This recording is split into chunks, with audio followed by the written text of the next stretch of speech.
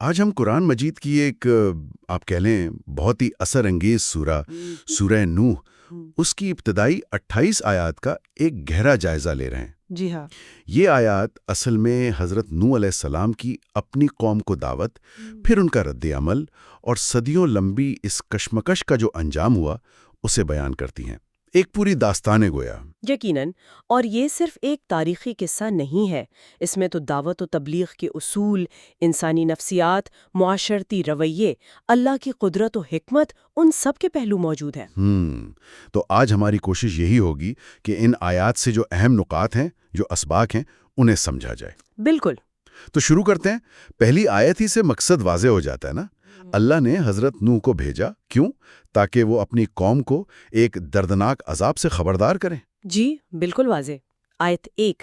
تو انہوں نے خود کو کیسے متعارف کروایا اور پیغام کیا تھا؟ بہت صاف اور سیدھا پیغام۔ فرمایا، میں تمہارے لیے ایک کھلا ڈر سنانے والا ہوں۔ آیت 2۔ کھلا ڈر سنانے والا۔ جی، اور پھر 3 بنیادی باتیں۔ اللہ کی عبادت کرو، اسی سے ڈرو یعنی تقوی اختیار کرو، اور میری اطاعت کرو۔ آیت 3۔ اچھا۔ یہ اب دیکھیں تو توحید، تقوی اور رسالت کا ایک جامع خلاصہ ہے۔ اور اگر وہ اطاعت کرتے تو بدلے میں کیا پیشکش تھی؟ وعدہ تھا گناہوں کی بخشش کا اور ایک معین مدت تک مہلت دینے کا۔ آیت 4، یعنی دنیا میں بھی راحت اور آخرت میں بھی نجات۔ اچھا، تو مہلت بھی تھی؟ جی، لیکن ساتھ ہی یہ حقیقت بھی واضح کر دی کہ جب اللہ کا مقررہ کردہ وقت آ جاتا ہے تو وہ ٹلتا نہیں۔ آیت 4 ایک طرح سے ترغیب بھی ہے اور تنبیہ بھی۔ اس کے بعد حضرت نوح علیہ السلام اپنی وہ طویل جدوجہد کا حال بیان کرتے ہیں اللہ کے سامنے۔ یہ حصہ تو بڑا جذباتی محسوس ہوتا ہے۔ بالکل۔ آیت 5 سے 7 تک یہ حضرت نوح علیہ السلام کی اپنے رب سے گفتگو ہے، ان کی کوششیں اور قوم کی سرکشی کا ذکر ہے۔ وہ کہتے ہیں، اے میرے رب، میں نے اپنی قوم کو رات دن بلایا۔ آیت 5۔ رات دن؟ جی۔ لیکن نتیجہ، میری پکار نے ان کو بھاگنے کے سوا کچھ زیادہ نہ کیا۔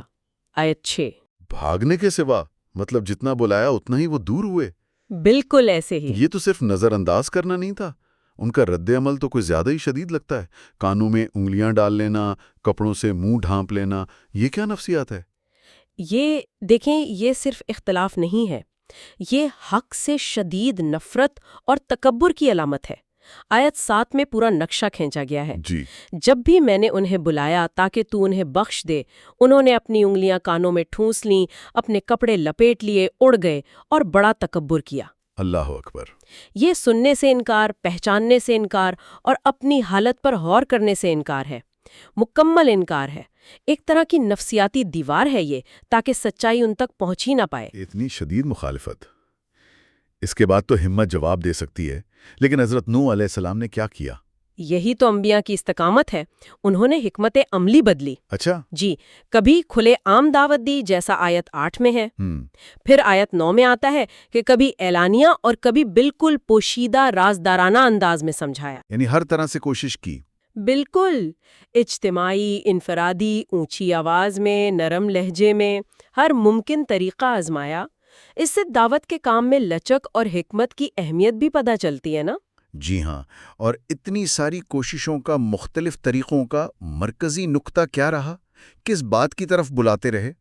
مرکزی نقطہ تھا استغفار، اللہ سے معافی مانگنا۔ فرمایا، اپنے رب سے بخشش مانگو، بے شک وہ بڑا بخشنے والا ہے۔ آیت 10۔ استغفار۔ جی، یہ گویا وہ دروازہ تھا جس سے داخل ہو کر وہ باقی تمام بھلائیاں پا سکتے تھے۔ اور یہ بات بڑی دلچسپ ہے کہ استغفار کے صرف اخروی نہیں بلکہ دنیاوی فائدے بھی بتائے گئے۔ یہ حکمت عملی بھی قابل غور ہے۔ بالکل درست، یہ دعوت کا ایک اہم نفسیاتی پہلو بھی ہے۔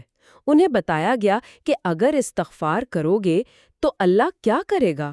آسمان سے موسلا دھار بارش دے گا۔ آیت 11، یعنی قحط سالی کا خاتمہ۔ اچھا۔ پھر مال اور اولاد میں اضافہ کرے گا۔ آیت 12، یعنی معاشی اور افرادی قوت۔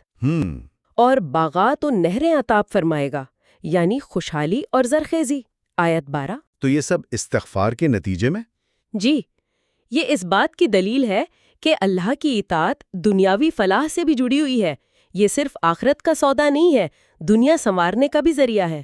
ترغیب کے ساتھ ساتھ پھر دلیل کی طرف بھی آئیں، اللہ کی عظمت یاد دلائی گئی۔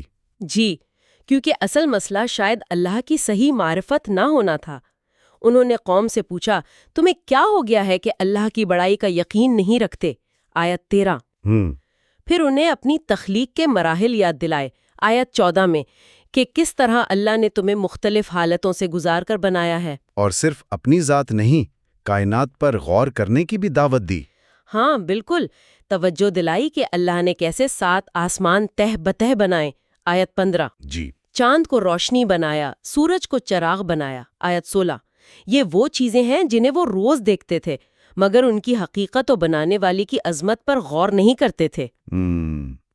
پھر زمین کی تخلیق کا ذکر کیا، تمہیں زمین سے اگایا، آیت 17۔ اگایا یعنی پیدا کیا؟ جی، ایک خاص انداز سے پیدا کیا، پھر فرمایا اسی میں لوٹائے جاؤ گے اور پھر اسی سے نکالے جاؤ گے، آیت 18۔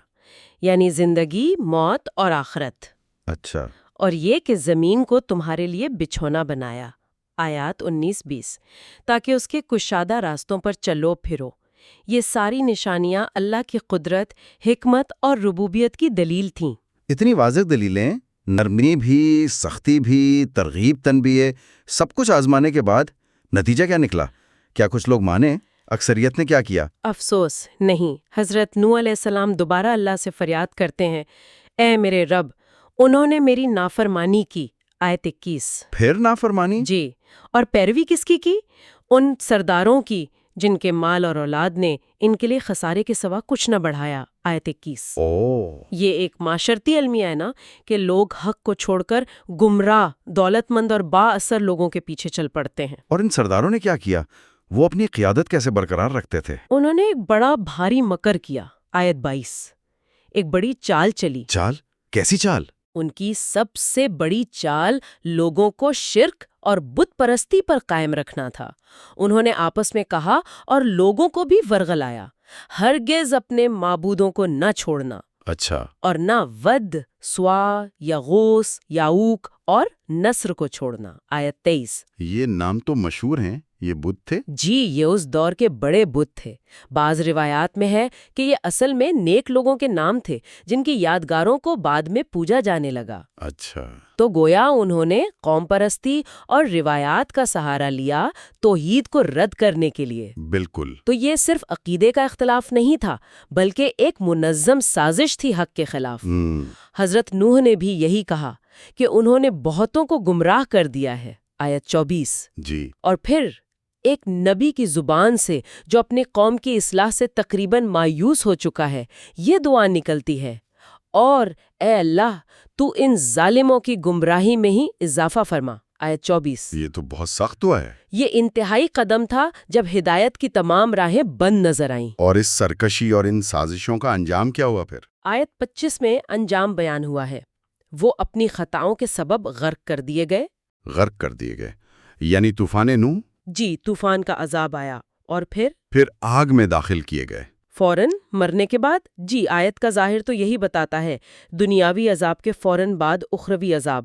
پس انہوں نے اللہ کے سوا اپنا کوئی مددگار نہ پایا۔ اللہ اکبر، دنیا اور آخرت دونوں میں ناکامی۔ بالکل۔ اسی پس منظر میں پھر حضرت نوح کی وہ مشہور دعا سامنے آتی ہے جو کافی سخت بھی لگتی ہے۔ جی، جب حجت تمام ہو گئی، قوم کی اکثریت نے حق کو بالکل رد کر دیا، تو انہوں نے دعا کی، اے میرے رب، زمین پر کافروں میں سے کوئی بسنے والا نہ چھوڑ، آیت 26۔ یہ تو پوری نسل کے خاتمے کی دعا ہے۔ اس کی وجہ کیا تھی؟ یہ صرف غصہ تھا؟ نہیں، یہ محض غصہ نہیں تھا، انہوں نے اس کی وجہ بھی بیان کی، دلیل دی، اگر تو نے انہیں چھوڑ دیا تو یہ تیرے بندوں کو گمراہ کریں گے۔ اچھا، اور ان سے اولاد بھی بدکار اور سخت کافل ہی پیدا ہوگی، آیت 27۔ یہ 950 سال کے تجربے کا نچوڑ تھا۔ انہیں یقین ہو گیا تھا کہ ان کی فطرت میں کفر اتنا راسخ ہو چکا ہے کہ اب اصلاح ممکن نہیں، اور ان کا وجود نہ صرف موجودہ بلکہ آنے والی نسلوں کی گمراہی کا بھی باعث بنے گا۔ یہ ایک نبی کی بصیرت تھی کہ یہ بیماری اب لا علاج ہے۔ لیکن دعا کا صرف یہی پہلو نہیں تھا، دعا کا اختتام تو بالکل مختلف ہے۔ بہت ہی اہم نقطہ ہے یہ۔ دعا کا اختتام مایوسی پر نہیں ہوتا، بلکہ ایک وسیع مغفرت کی درخواست پر ہوتا ہے۔ اچھا، جی، حضرت نوح علیہ السلام نے اپنے لیے دعا مانگی، اپنے والدین کے لیے، ہر اس شخص کے لیے جو ایمان کی حالت میں ان کے گھر یعنی کشتی میں داخل ہوا، اور تمام مومن مردوں اور عورتوں کے لیے بخشش مانگی۔ آیت 28۔ سبحان اللہ۔ یہ ان کی وسیع القلبی اور اہل ایمان سے محبت کا ثبوت ہے۔ اور پھر آخر میں ظالموں کے لیے دوبارہ بد دعا کی، اور ظالموں کے لیے ہلاکت کے سوا کسی چیز میں اضافہ نہ کر۔ آیت 28۔ تو ان آیات سے جو پوری تصویر بنتی ہے وہ ایک نبی کی آپ کہیں بے مثال استقامت کی ہے، دعوت کی مختلف حکمت عملیوں کی ہے، انسانی نفسیات کا گہرا مشاہدہ، خاص طور پر انکار اور تکبر کا، اور پھر اللہ کی طرف سے نعمتوں اور عذاب کی حقیقت، سب کچھ سامنے آ جاتا ہے۔ بالکل، یہ قصہ صبر، حکمت، توکل اور اللہ کے منصوبے پر یقین کا درس ہے۔ یہ بتاتا ہے کہ دائی کا کام پہنچا دینا ہے، ہدایت دینا اللہ کے اختیار میں ہے۔ صحیح۔ اور جب کوئی قوم اجتماعی طور پر حق کو رد کر دے تو اللہ کا فیصلہ، اس کا عذاب آ کر رہتا ہے۔ حضرت نوح علیہ السلام کی دعا، جس میں کافروں کی مکمل ہلاکت اور مومنین کے لیے جامع مغفرت ہے، یہ ایمان اور کفر کی فیصلہ کن حد بندی کو ظاہر کرتی ہے۔ تو اس سارے تجزیے کا نچوڑ کیا ہے؟ ہم آج اس سے کیا اہم باتیں سیکھ سکتے ہیں؟ دیکھیں، کئی اہم اسباق ہیں۔ ایک تو دعوت کے کام میں صبر اور استقامت کی کلیدی اہمیت۔ جی۔ دوسرا، مخاطب کی نفسیات اور حالات کے مطابق حکمتیں اپنانا۔ تیسرا، استغفار کی اہمیت، جو نہ صرف اخروی نجات بلکہ دنیاوی برکات کا بھی ذریعہ ہے۔ صحیح۔ چوتھا، اللہ کی نشانیوں پر غور و فکر کی دعوت۔ پانچواں، معاشرے میں گمراہ لیڈرشپ کے تباہ کن اثرات۔ اور آخر میں، ایمان کی بنیاد پر بننے والی کمیونٹی کی اہمیت اور اس کے تحفظ کی فکر۔ اور آخر میں سننے والوں کے لیے غور و فکر کا ایک نقطہ چھوڑ جاتے ہیں۔ جی، وہ یہ کہ حضرت نوح علیہ السلام کی دعا کا یہ پہلو کہ کافروں کو اس لیے ختم کر دیا جائے کہ وہ دوسروں کو گمراہ کریں گے اور ان کی نسل بھی ویسی ہی ہوگی، آیات 26-27، یہ ہمیں ایمان اور کفر کے سماجی اور نسلی تسلسل کے بارے میں کیا سوچنے پر مجبور کرتا ہے۔ خاص طور پر جب ہم اسے ان کی اپنے لیے، والدین، اہل ایمان اور تمام مومنین کے لیے مغفرت کی دعا، آیات 28 کے ساتھ ملا کر دیکھتے ہیں تو فرد، خاندان اور وسیع تر ایمانی برادری کے درمیان تعلق، ذمہ داری اور تحفظ کے کیا معنی سامنے آتے ہیں۔ اس پر غور کرنا شاید آج کے معاشرتی تناظر میں بھی اہم ہو سکتا ہے۔